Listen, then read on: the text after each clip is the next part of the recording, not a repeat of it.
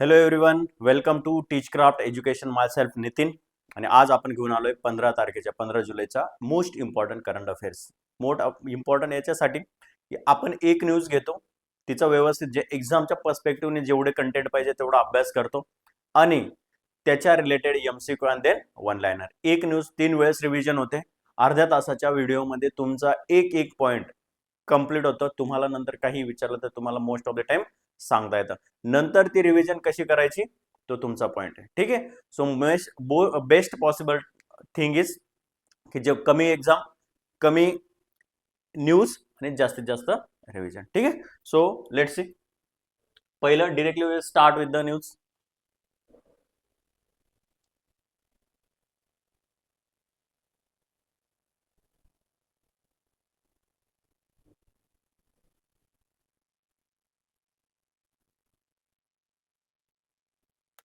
C बघा, चला आता directly will start with the first news of the day. बघा, उत्तर प्रदेश सरकारने उत्तर प्रदेशने पीक संरक्षणासाठी, ठीक आहे, पीक संरक्षणासाठी यूपी खेत सुरक्षा योजना, कोणती? यूपी खेत सुरक्षा योजना 2026 सुरू केली आहे. त्याच्यासाठी सौर कुंपणावर 60% अनुदान देणार आहे.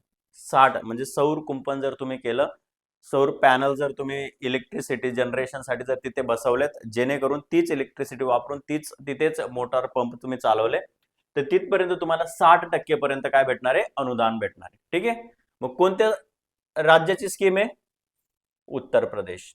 ठीक आहे. UP farm security scheme. ठीक आहे. स्कीमचं नाव काय?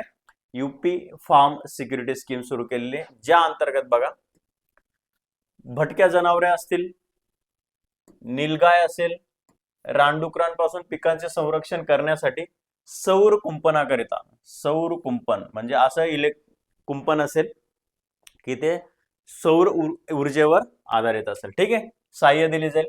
बघा, योजनेअंतर्गत काय होणार आहे? शेतकऱ्यांना उभारणी खर्चावर 60% पर्यंत, जर म्हणजे समजा तुम्ही 1000 रुपये खर्च केले, 1000 रुपये जर खर्च केले, तर तुम्हाला सरकार 600 रुपये अनुदान देईल. म्हणजेच तुमचा ऍक्च्युअल खर्च किती होणार आहे? 400 रुपये ओनली. ठीक आहे. 400 रुपये. गेटिंग? कळलं तुम्हाला? जर तुम्ही 1000 रुपये खर्च केले तर 600 रुपये तुम्हाला रिटर्न भेटतील, म्हणजे 60% पर्यंत तुम्हाला काय भेटेल? अनुदान मिळेल. ठीक आहे. विशेष प्रवर्गातील शेतकऱ्यांना 70% पर्यंत अनुदान, म्हणजे ते अति गरीब भूमिहीन वगैरे शेतकरी असतील की ज्यांच्याकडे कमी प्रमाणात जमीन आहे, 1 एकरापेक्षा पण कमी जमीन आहे, त्यांना 70% पर्यंत पण काय जाऊ शकतं? स्कीम हे अनुदान जाऊ शकतं. गेटिंग? नेक्स्ट. आता बघा, विम्बल्डन, व्हेरी इंपॉर्टंट न्यूज आहे, खूप जास्त इंपॉर्टंट न्यूज आहे. हे स्टार्ट करा त्याला. जेनिक सिनरने सलग दुसरे पुरुष एकेरीचे विजेतेपद जिंकले. सलग दुसऱ्यांदा जिंकलाय तो. लिंडा नोस्कोवा महिला एकेरीची नवी चॅम्पियन बनली. नवीन, पहिल्यांदाच तिने काय जिंकले? विम्बल्डन जिंकलं. कोणी? Linda Noskova. बघा आता, लंडन येथे ऑल इंडिया लॉन टेनिस आणि क्रिकेट क्लब मध्ये विम्बल्डन 26 यशस्वीरित्या संपन्न झाले. बघा आता, जेनिक सिनर कुठला आहे? इटलीचा. लक्षात ठेवा. जागतिक क्रमवारीत अव्वल असलेल्या सिनरने सलग दुसऱ्यांदा पुरुष एकेरीचे विजेतेपद पटकावले. तर चेक प्रजासत्ताकच्या लिंडा नोस्कोवाने महिला एकेरीमध्ये आपले पहिले ग्रँड स्लॅम विजेते पटकावले. दोन्ही कोणत्या देशाचे ते लक्षात ठेवा. चेक प्रजासत्ताकच्या लिंडा नोस्कोवा. डन.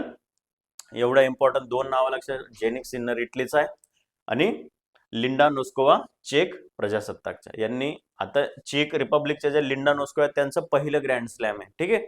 आणि जेनिक सिन्नरचं दुसरं आहे. सो मेक शुअर की हे काय करायचे तुम्हाला, ह्या न्यूज ही नावं लक्षात ठेवायचं, जेणेकरून काही विचारलं तरी तुम्हाला आन्सर करता आलं पाहिजे.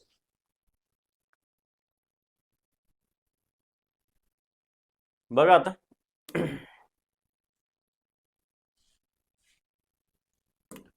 पश्चिम बंगाल सरकारने 16 ऑगस्ट हा आयुष्मान दिवस म्हणून घोषित केला. इम्पॉर्टंट आहे.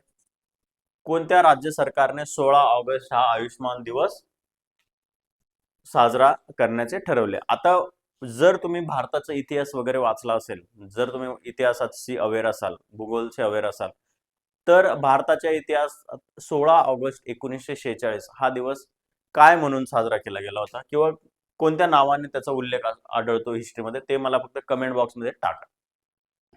पश्चिम बंगाल सरकारने बघा आयुष्मान भारत प्रधानमंत्री जन आरोग्य योजनेबद्दल, ठीक आहे, आयुष्मान भारत, ठीक आहे, प्रधानमंत्री जन आरोग्य योजनेबाबत जागृतीच्या उद्देशाने 16 ऑगस्ट आयुष्मान दिन म्हणून घोषित केलेला आहे. अधिक पात्र कुटुंबांना या योजनेचा लाभ घेता यावा यासाठी योग्य शिबिरे, जनजागृती मोहीम, संपर्क कार्यक्रमाने आयोजित केले जातील. आता तुम्हाला समजलं असेल की काय होतंय पश्चिम बंगालमध्ये, एवढ्या काय गोष्टी होत्या. जेव्हा ममता दिदी तृणमूल काँग्रेसच्या जेव्हा मुख्यमंत्री होत्या, तेव्हा भारतीय जनता पार्टीचे जे काही उपक्रम असायचे केंद्राच्या लेवलला असतील किंवा देशभरात असतील, त्यांना त्यांचा सहज विरोध होता. म्हणजे ते कधीच त्यांनी बीजेपीने किंवा भारतीय जनता पार्टीने ज्या काही स्कीम आणल्या त्या त्यांनी लागू केल्या नाही किंवा लागू करण्याला त्यांचा विरोध होता. परंतु आता मागच्या वर्षी, ठीक आहे, मागच्या वर्षी इन द सेन्स आत्ताच्याच निवडणुकांमध्ये मुख्यमंत्री भाजपचं झाल्या असल्या कारणाने ज्या काही स्कीम लागू व्हायच्या होत्या, ठीक आहे, कुठे पश्चिम बंगालमध्ये, त्या आता सगळ्या स्कीम ज्या केंद्र सरकारच्या आहेत त्या सगळ्या स्कीम हळूहळू आता पश्चिम बंगालमध्ये लागू होते. रिझन काय होतं त्याची तुम्हाला पार्श्वभूमी दिली, ठीक आहे. आता हे काय आहेत, देवेंदू सरकार आहेत, ठीक आहे, पश्चिम बंगालचे नवीन मुख्यमंत्री. बघा कतारचे माजी, बघा आता कतारचे माजी अमीर शेख बिन खलिफा अल थानी यांचे निधन झालेले. आधुनिक कतारचे निर्माते म्हणतात त्यांना, जागतिक ऊर्जा शक्तीचे ते शिल्पकार आहेत. म्हणजे ठीक आहे, कतार कशासाठी फेमस आहे, नॅचरल गॅस, पेट्रोलियम रिसोर्सेस, त्याच्यासाठी त्याचे ते काय होते, आधुनिक कतारचे निर्माते होते. बघा कतारचे माजी अमीर शेख, नाव लक्षात ठेवा, शेख हमद बिन खलिफा अल थानी. सरळ विचारतील की कोणत्या देशाचे अमीर रिसेंटली त्यांचं काय झाले, डेथ झालेले. देन 12 जुलै 2026 रोजी, 12 जुलै 2026 रोजी वयाच्या 74व्या वर्षी त्यांचं निधन झालेलं आहे, ठीक आहे. नॉर्थ फील्ड नैसर्गिक वायू साठ्यांच्या विकासाद्वारे कतारला जगातील आघाडीच्या LNG लिक्विफाईड नॅचरल गॅस निर्यातदारांपैकी एक आणि एक समृद्ध अर्थव्यवस्था बनवल्यामुळे त्यांना आधुनिक कतारचे शिल्पकार म्हटले जातात. आधुनिक कतारचे शिल्पकार. त्यांच्या नेतृत्वाखाली कतार इन्व्हेस्टमेंट ऑथॉरिटी आणि अल झजीरा यांसारख्या संस्थांनी कतारचे जागतिक स्थान अधिक मजबूत केले. म्हणजे कसं असतं ना, एक लीडर असतो, जर त्याचं काम विजनरी असेल, विजनरी इन द सेन्स की तो भविष्याचा विचार करून योजना आखत असेल, तर डेफिनेटली तो देश, ते राज्य, इवन गाव पातळीवर का होईना, तर ते पुढे जायला मदत होते. तुमच्याकडे खूप सारे एक्झाम्पल्स असतील. जस्ट रिकॉल की कोणकोणते असे तुम्ही लोक बघितलेत आजूबाजूला की ज्यांचा एक विजनरी माणूस, की त्याचं एकाचं प्लॅनिंग, एकाचं स्ट्रक्चर आणि सगळ्यांना सोबत घेऊन चालण्याचं कौशल्य असतं, त्याच्यामुळे तो देश, ते राज्य, ते गाव, तो जिल्हा पुढे गेलेला आहे, ठीक आहे. सो हे ते आधुनिक कतारचे काय म्हणतात, त्यांना निर्माते म्हटलं जातं. त्यांचं रिसेंटली डेथ झालेली.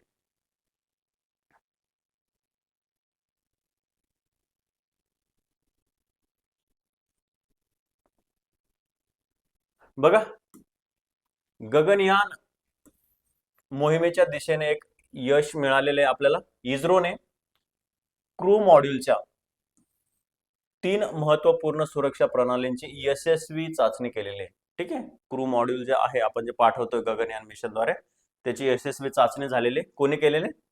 इस्रोने. 12 जुलै 26 रोजी गगनयान मोहिमेसाठी 3 महत्वपूर्ण सुरक्षा प्रणालींची, ठीक आहे, CMUS CSU-2 आणि विलगीकरण यंत्रणा आणि अपेक्स कव्हर विलगीकरण प्रणाली यांची यशस्वी चाचणी घेतलेली आहे. या प्रणाली बघा स्प्लॅशडाऊन, पुनर्प्रवेश आणि पॅराशूटच्या सुरक्षित तैनातीनंतर क्रू मॉड्यूलची सुरक्षा निश्चित करते. आलं लक्षात? सो हे बघा, ह्या चाचण्या आहेत.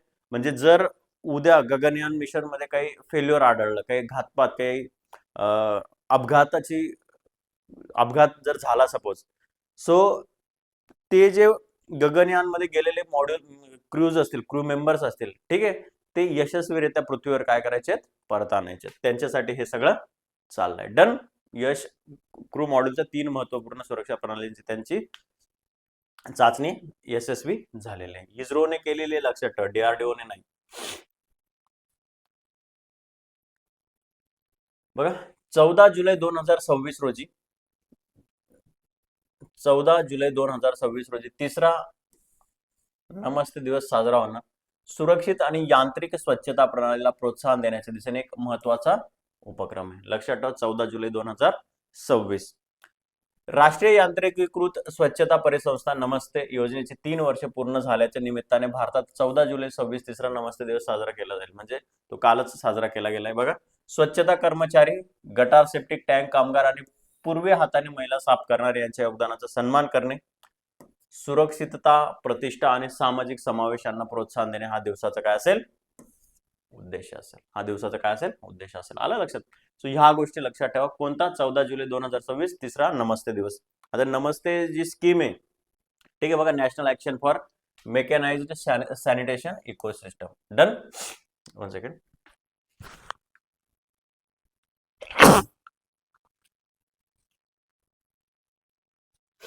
सॉरी.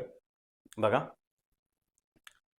जर ही बघा ह्या स्कीमच्या अंडर काय येतं बघा, safety training and PPE kit दिले जातात, हेल्थ इन्शुरन्स, लाईव्हलीहूड सपोर्ट आणि सबसिडाइज्ड लोन फॉर द इक्विपमेंट. आता ह्या स्कीमवर युपीएससीने पण क्वेश्चन विचारलाय जेव्हा ही स्कीम लॉन्च झाली. युपीएससीने सुद्धा क्वेश्चन विचारला. सो मेक शुअर की 14 जुलै लक्षात ठेवा.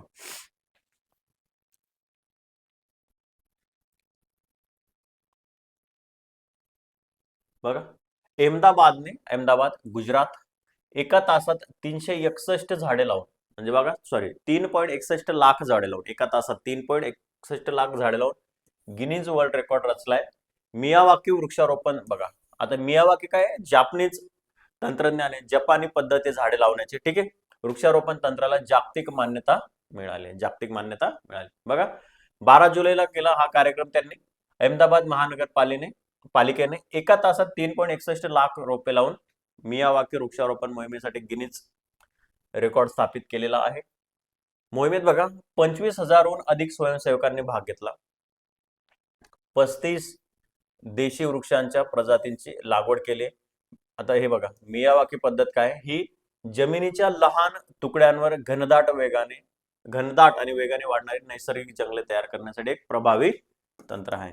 जपानमध्ये जनरली ह्या टेक्निकचा वापर केला जातो, कारण की कसं आहे, अर्बन सिटीज आहेत आणि तिथे स्वच्छ हवा वगैरे, जर तुम्ही बघितलं जपानी रस्ते वगैरे आणि तिथले discipline, then they are at the peak. So ह्या गोष्टी काय तिथे त्यांची इम्पॉर्टन्स आहे तिथे, ठीक आहे. म्हणून मियावाकी पद्धत काय, जमिनीच्या लहान तुकड्यांवर घनदाट आणि वेगाने वाढणारी नैसर्गिक जंगले तयार करण्यासाठी प्रभावी तंत्र आहे. Done. So this is the about the Ahmedabad महानगरपालिका.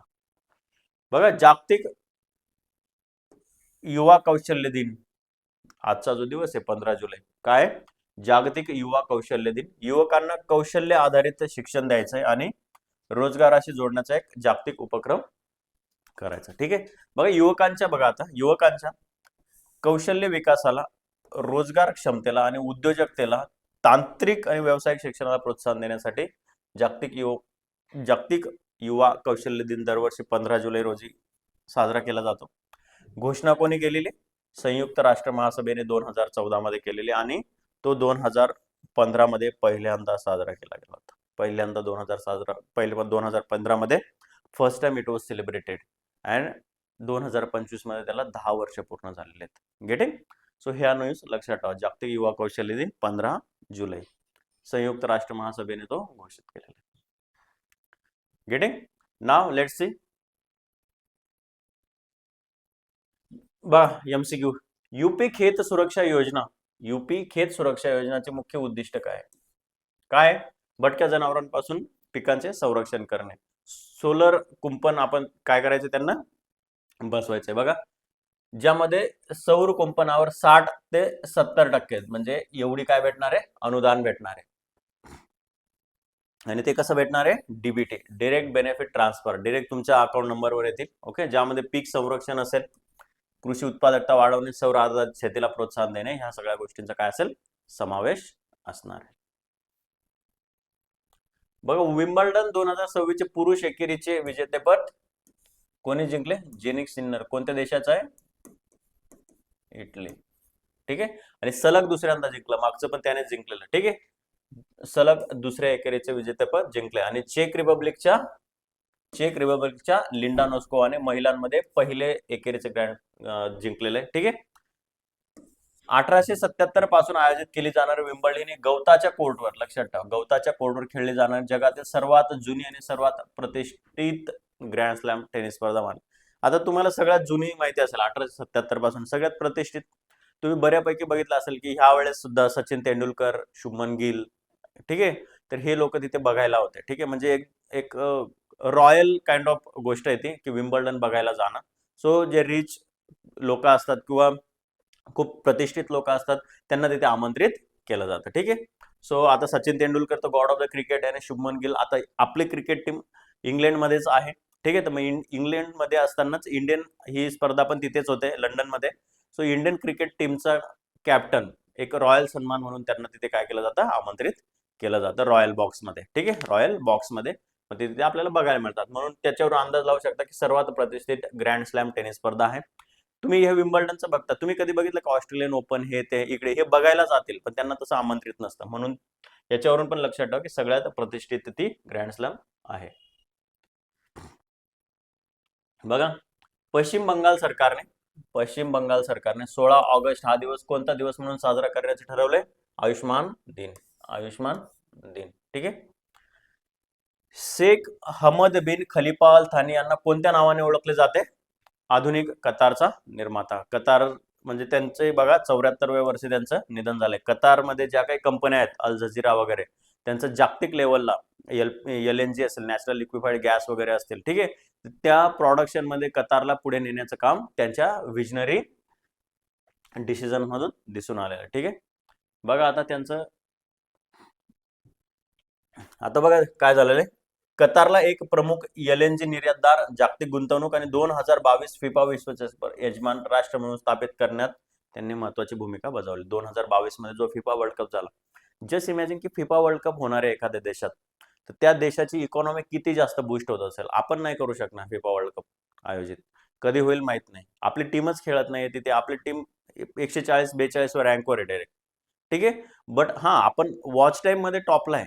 आपण जगात सगळ्यात जास्त व्ह्यूअरशिप जर फिफा वर्ल्ड कपला कोण देत असेल तर आपण देतो, पण आपले प्लेयर्स नाही देत, आपल्या प्लेयर्सला तेवढं पुश केलं जात नाही. ठीक आहे, आणि जस्ट इमॅजिन किती फॅन फॉलोइंग, किती लोक वेगवेगळ्या कंट्रीज मधून येतात, प्लेयर्स, इकॉनॉमीसाठी बूस्ट आहे. आपल्यात कधी कधी होईल माहित नाही, पण यांनी तो आयोजित केला 2022 मध्ये.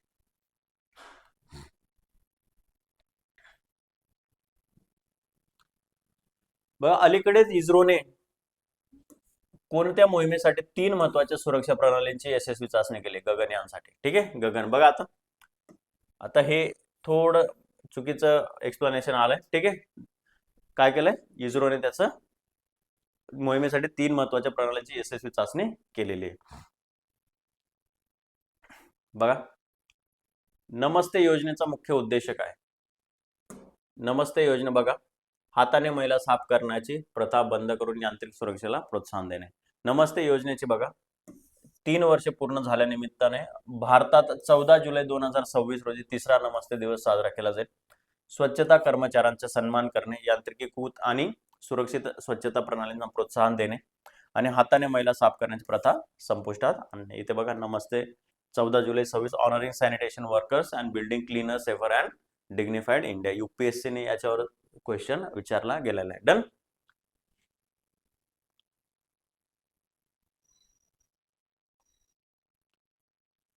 कोणत्या संस्थेने एका तासात 3.61 लाख रोपे लावून गिनीज वर्ल्ड रेकॉर्ड बनवलाय, अहमदाबाद महानगरपालिका. बघा, अहमदाबाद महानगरपालिकेने 12 जुलै 2026 रोजी मियावाकी वृक्षारोपण करून एका तासात 3.61 लाख रोपे लावून गिनीज वर्ल्ड रेकॉर्ड स्थापित केलेला आहे. कशासाठी? जैवविविध संवर्धन, कार्बन शोषण, हवामान बदलाचा सामना करणे आणि सस्टेनेबल डेव्हलपमेंट गोल्सला काय करायचंय? प्रोत्साहन द्यायचंय. डन. नेक्स्ट, कोणत्या संस्थेने जागतिक युवा कौशल्य दिनाची घोषणा केलेली? कोणत्या संस्थेने जागतिक युवा कौशल्य दिनाची घोषणा केलेली? युनायटेड नेशन्स जनरल असेंब्ली, संयुक्त राष्ट्र महासभा यांनी केलेले 15 जुलै. ठीक आहे, 15 जुलै. आता 2025 ला 10 वर्ष पूर्ण झालेले ही योजना. डन. जागतिक युवा कौशल्य दिन कधी असणार आहे? 15 जुलै. 15 जुलै लक्षात ठेवा. See one liners again. UP Khet Suraksha योजना 2026 अंतर्गत शेतकऱ्यांना कोणत्या तंत्रज्ञानासाठी अनुदान दिले जाईल? सौर कुंपणासाठी. सौर कुंपण म्हणजे भटक्या गायी जनावरे वगैरे असेल त्याच्यापासून शेताचं संरक्षण केलं जाईल. कोणत्या खेळाडूने विम्बल्डन 2026 पुरुष एकेरीचे विजेतेपद सलग दुसऱ्यांदा जिंकले? जेनिक सिन्नर. पश्चिम बंगाल सरकारने 16 ऑगस्ट हा दिन कोणता दिवस म्हणून घोषित केलाय? आयुष्मान दिन. आधुनिक कतारचे शिल्पकार म्हणून ओळखले जाणारे कोणते माजी अमीर नुकतेच निधन पावले? शेख हमद बिन खलिफा अल थानी. इस्रोने गगनयान मोहिमेसाठी अलीकडेच यशस्वी चाचणी केलेल्या 3 प्रमुख सुरक्षा प्रणालींपैकी एकाचे नाव सांगा. Crew module operating system. ठीक आहे, क्रू मॉड्यूल ऑपरेटिंग सिस्टम.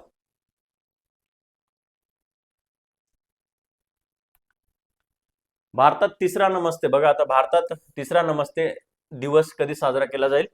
तो केला जातो 14 जुलै 2026. कोणत्या वृक्षारोपण तंत्रज्ञानाअंतर्गत अहमदाबाद महानगरपालिकेने एका तासात 3.61 लाख रोपे लावून गिनीज वर्ल्ड रेकॉर्ड प्रस्थापित केला? मियावाकी पद्धत, जपानची पद्धत आहे. ठीक आहे.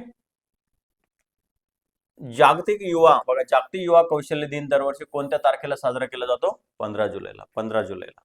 आयुष्मान भारत प्रधानमंत्री जन आरोग्य योजना. ठीक, आयुष्मान भारत प्रधानमंत्री जन आरोग्य योजना अंतर्गत पात्र कुटुंबांना दरवर्षी किती रुपयांपर्यंत कॅशलेस आरोग्य विमा दिले जाईल? 5 लाख. 5 लाख. संयुक्त राष्ट्र महासभेने, बघा संयुक्त राष्ट्र महासभेने जागतिक युवा कौशल्य दिन कोणत्या वर्षी घोषित केलेला आहे? 2014. ठीक आहे, घोषित 2014 ला केला, 2015 पासून साजरा केला जातो. गेटिंग? सो ह्या होत्या आजच्या इम्पॉर्टंट न्यूज. ठीक आहे, सगळ्या इम्पॉर्टंट न्यूज आपण इथे काय केलेलं आहे? कव्हर केलेलं आहे. हे आपलं मॅगझिन आहे, हे इंग्लिश मराठी दोन्ही भाषांमध्ये येतं दररोज. ठीक आहे, सो मेक शुअर करा की तुम्ही बेटर वेने काय करू शकतात? रिव्हिजन करा. म्हणजे एवढा जो अर्धा तासाच्या आसपासचे एवढे जे न्यूज होतात ते जरी तुमच्या डोक्यात राहिले, 2 गोष्टी होतील. एक, डिरेक्टली हिट करता येतील, आणि जर डिरेक्टली नाही आला, थोडा फिरवून क्वेश्चन आला तर एलिमिनेशन साठी हेल्पफुल होईल. एलिमिनेशन साठी काहीतरी ओळखीचं लागेल ना, बरोबर आहे की नाही? काहीच न वाचण्यापेक्षा काहीतरी डोक्यात असलेलं ऑलवेज बेटर. आणि मग प्रोडक्टिव्हिटी असली पाहिजे. कमी वेळेत जर काही गोष्टी आपण एलिमिनेट करू शकलो, तिथपर्यंत पोहोचू शकलो. You can't always be follow the perfection. MPSC किंवा युपीएससी किंवा कोणती स्पर्धा परीक्षा असू द्या, परफेक्शनच्या नादात लागणार तर मग रिझल्ट नाही येणार. You should go with your mind. ठीक आहे, की परफेक्शन करण्याऐवजी तुम्हाला इलिमिनेशन कुठे होतंय, कुठे अंदाज लागतोय, स्मार्ट गेसिंग असेल, ह्या गोष्टींना पण सोबत घेऊन जावं लागेल. ठीक आहे, सो त्या पद्धतीने अभ्यास करा आणि रोज स्वतःला थोडं थोडं अपग्रेड करत राहा. 1% better every day. This should be our rule. ठीक आहे, सो ऑन दिस नोट आपण इथे थांबूयात. तोपर्यंत स्वतःची काळजी घ्या. ठीक आहे, हेल्दी राहा. Tata, bye bye and take care.